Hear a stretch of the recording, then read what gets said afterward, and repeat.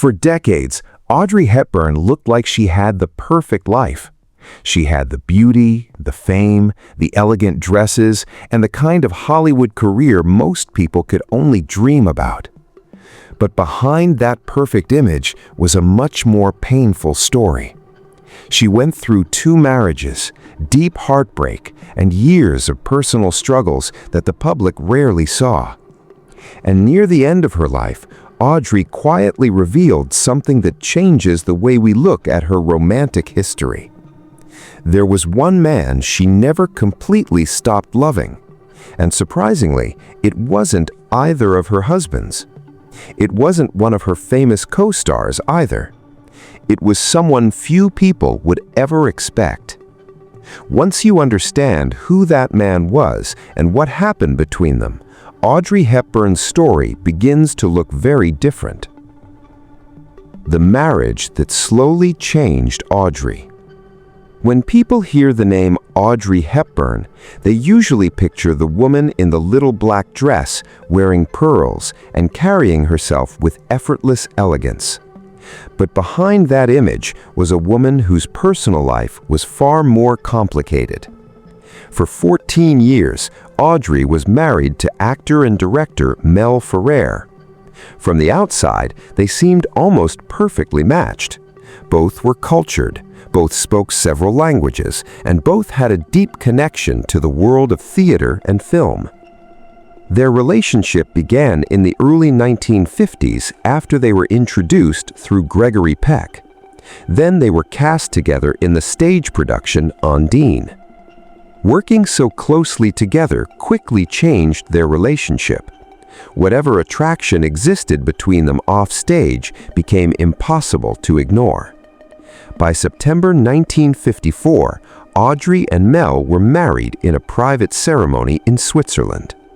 At first, their marriage appeared to be everything Audrey could have wanted. Mel became heavily involved in her career, helping guide her as she continued building her reputation in Hollywood. And Audrey, who was still finding her place in the industry, seemed comfortable having someone beside her who understood the business. But there was a problem. What began as guidance slowly started to feel like control. As the years passed, the balance inside their marriage changed. People who knew the couple began noticing that Audrey was no longer the same confident woman the public saw on screen. Behind closed doors, the relationship was becoming increasingly complicated. And eventually, the marriage that once looked like a Hollywood love story would become one of the most painful chapters of Audrey Hepburn's life. Mel Ferrer had an opinion about nearly every part of Audrey Hepburn's life. He wanted a say in the roles she accepted, how she appeared in public, and even the people around her. What began as a creative partnership slowly turned into something much more controlling. Audrey was one of the biggest stars in the world, yet inside her marriage, she often let Ferrer take the lead. But the deepest pain came from something she wanted more than fame, becoming a mother. In 1955, Audrey became pregnant for the first time. She miscarried, and the loss hit her hard. 4 years later, she was pregnant again while filming The Unforgiven. During one scene, she was thrown from a horse and suffered a serious back injury. She spent weeks recovering in the hospital. Then came another devastating miscarriage. The emotional pain was becoming impossible to hide. Audrey was dealing with repeated losses while her marriage was becoming increasingly difficult. Finally, in 1960, she gave birth to her first son, Sean. For a while, everything seemed different. Audrey stepped away from acting for an entire year and focused completely on being a mother.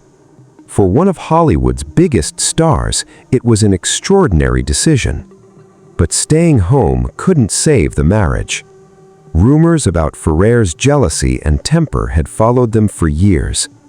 Eventually, reports of affairs involving both of them made the situation even worse. After 14 years together, the marriage ended. Audrey left emotionally exhausted, but she also walked away with something she had been missing for years: freedom.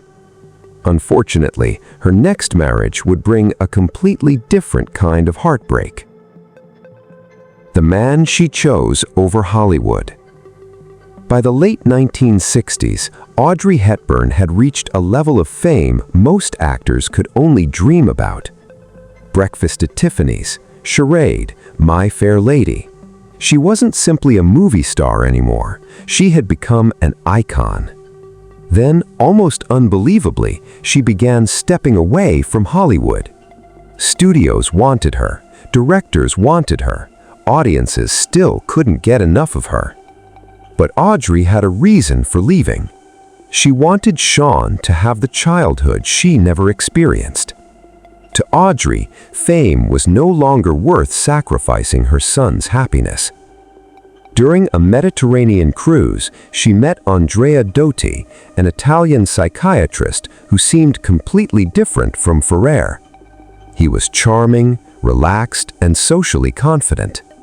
After the strictness of her first marriage, that difference must have felt refreshing. Their romance moved quickly.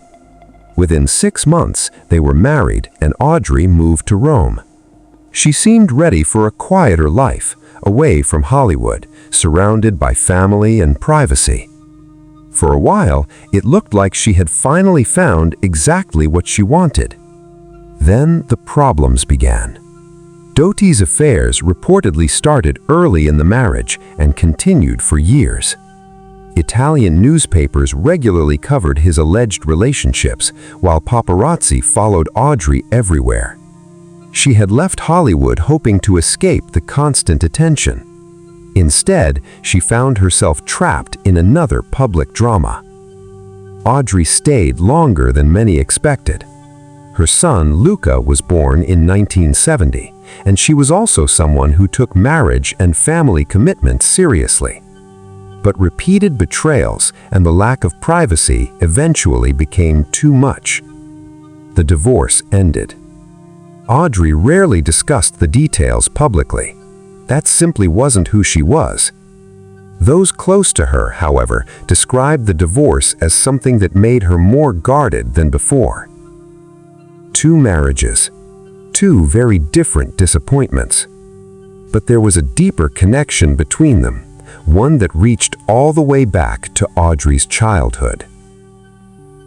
The wound that started it all.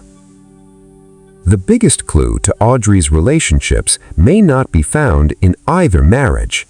It may have started with the man who disappeared from her life when she was only 6 years old. Audrey was born in Brussels in 1929. Her childhood took her between places such as London and Arnhem because of her father's work. She grew up speaking several languages and appeared to have a sophisticated, privileged childhood. But behind that image was a much darker reality. Her parents openly supported fascist politics during the 1930s. They traveled to Germany, attended rallies, and publicly aligned themselves with the Nazi movement. Then, in 1935, her father left. He became deeply involved in fascist politics and abandoned Audrey and her mother, moving to London. Audrey was just 6 years old. That abandonment stayed with her for the rest of her life. Later, while attending boarding school in Kent, she watched other children return home during holidays. Her father had permission to visit her. He never came. Then World War II changed everything. Audrey was sent to the Netherlands because her family believed it would be safer. Instead, German forces invaded in 1940. At only 10 years old, Audrey found herself living under Nazi occupation. She hid in cellars while gunfire echoed outside. To protect her identity, she used the Dutch name Edda van Hemstra. Then the war became even more personal. In 1942, 2 of her uncles were arrested and executed by the Nazis. Audrey eventually became involved with the Dutch resistance. She carried messages and underground newspapers, sometimes hiding them inside her shoes. By 1944, starvation had spread across the Netherlands. Food supplies were cut off, and Audrey's family survived by eating whatever they could find, including tulip bulbs. She became severely malnourished and suffered from anemia and respiratory problems. The future Hollywood icon was, at that moment, simply a starving teenager trying to survive. When the Netherlands was finally liberated, a UNICEF worker gave Audrey a chocolate bar. It was a small gesture, but she never forgot it. The father she could never replace. Looking back at Audrey's life, psychologists and biographers have often pointed toward one painful experience: her father's abandonment. The men Audrey chose later in life often had qualities that reminded her of the stability she had lost: older, confident, authoritative, and sometimes controlling. Mel Ferrer fit that pattern. Andrea Doty, in a different way, did too. Audrey wasn't foolish or unaware, but perhaps without realizing it, she was searching for the security her father had taken away when he left. And then, decades later, she finally found him.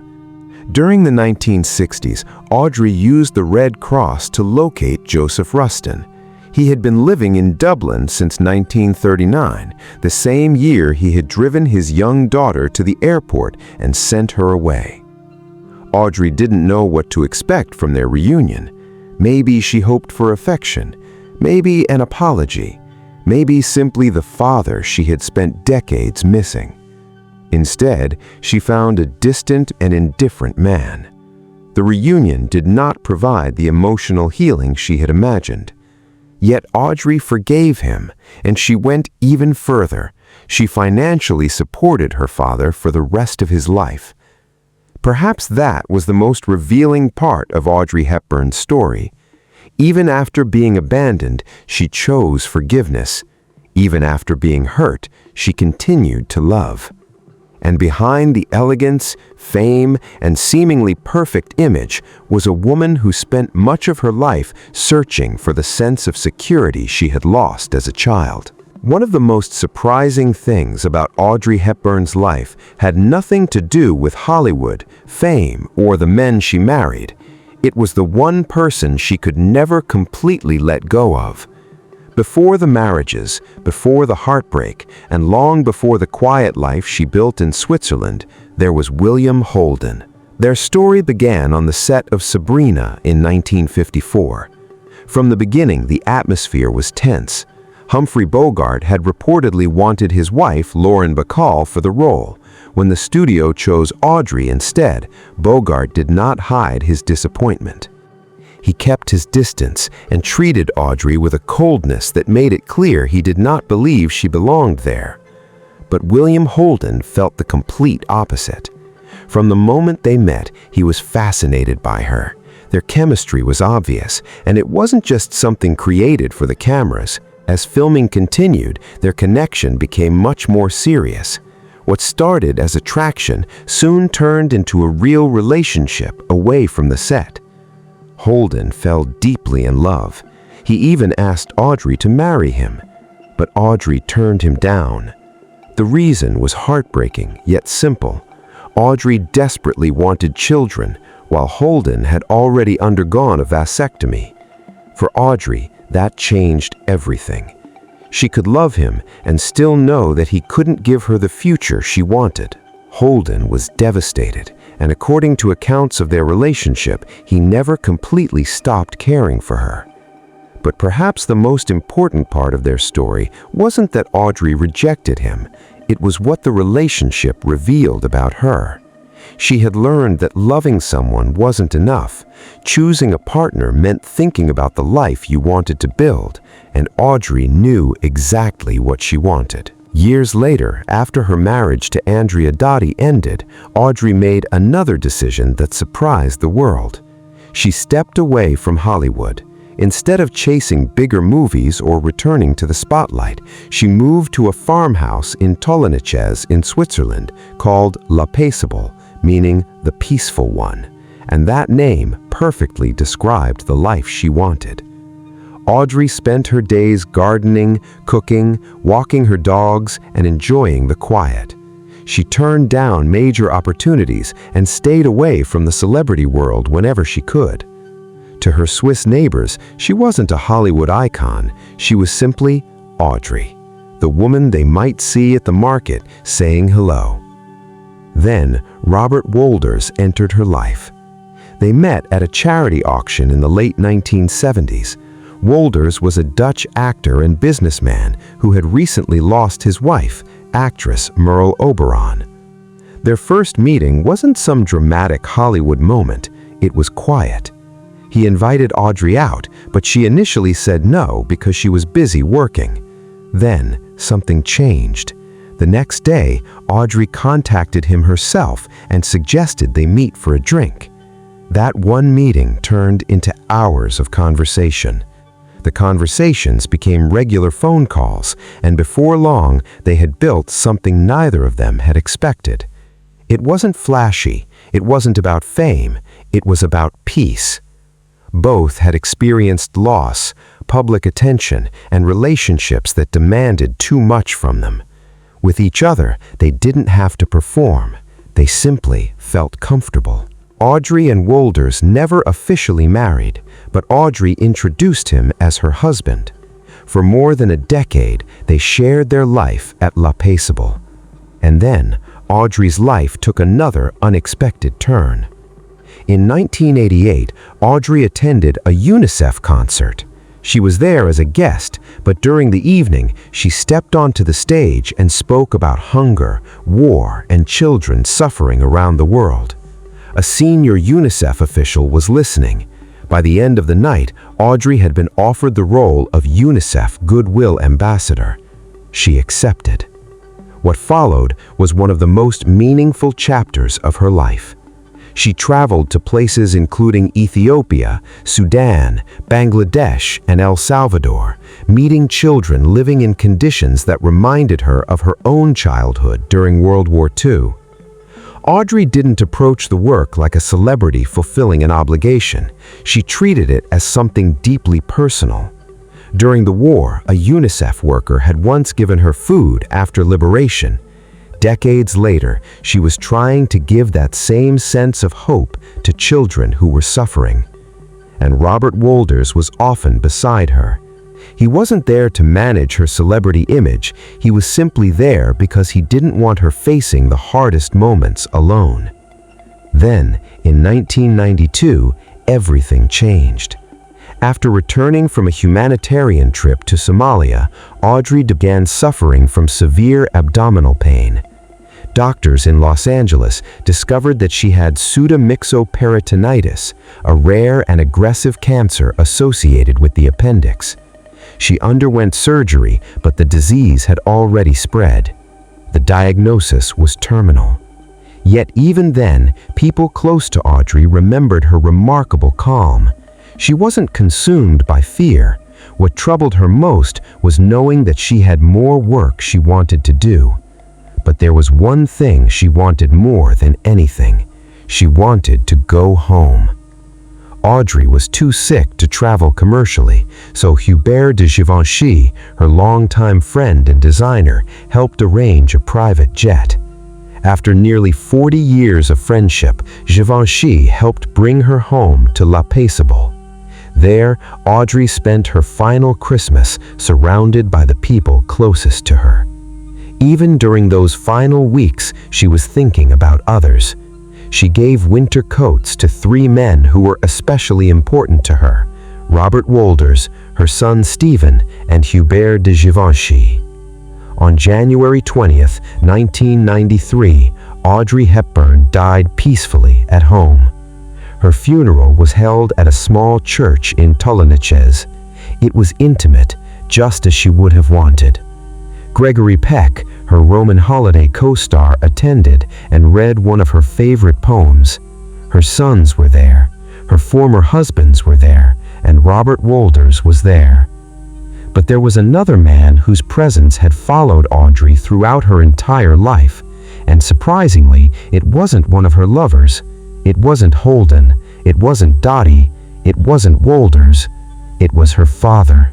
Joseph Rustin left Audrey when she was only 6 years old. That absence became one of the deepest wounds of her childhood. During the war, Audrey was sent to the Netherlands because her family believed she would be safer there. Instead, she found herself trapped in a country devastated by war. Her father was nowhere to be found. Decades later, Audrey eventually tracked him down through the Red Cross.